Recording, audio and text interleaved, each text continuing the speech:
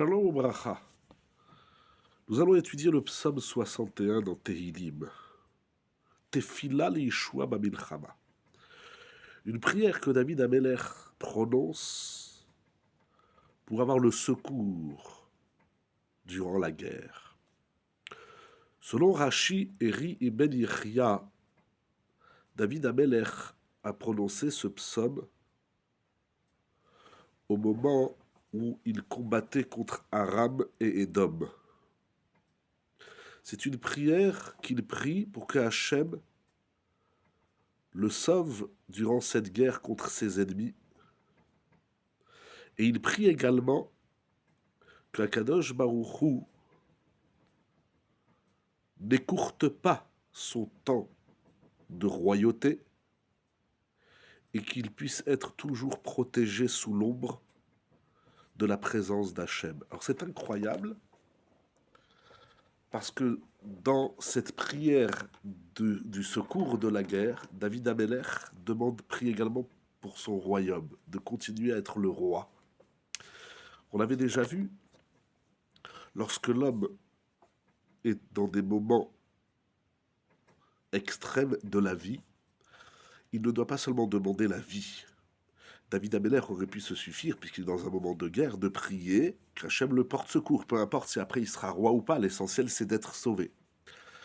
David Amelech nous apprend que dans ces moments de guerre, où le futur de l'homme est incertain, il faut demander à Kadosh Baruch Hu le maximum.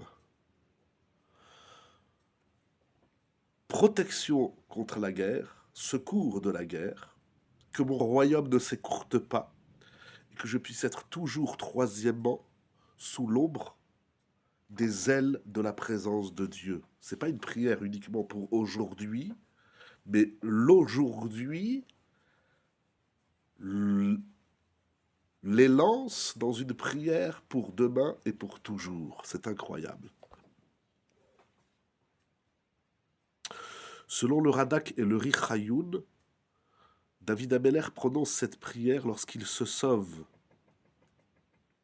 Il va en Pélishtim parce que Shaoul le poursuit.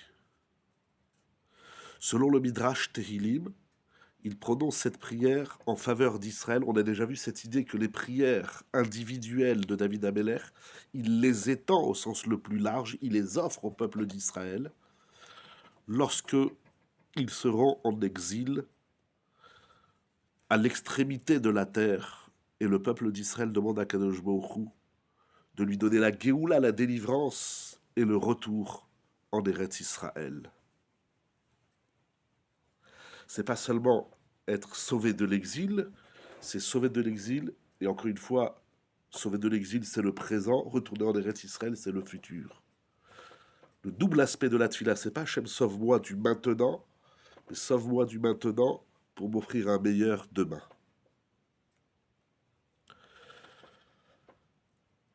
Nous allons étudier le premier verset de ce psaume, Lamnatseach al Neginat le David. Ce psaume est sous l'effet de la Negina. Qu'est-ce qu'une Negina? Au sens littéral, Negina, ça veut dire chanter. Alors c'est encore incroyable, encore une fois, mais c'est pas grave, répétons-le. Ces prières-là où il implore à Kadosh Baruch Hu pour qu'il lui donne le secours, David Amelech, il prie en chantant.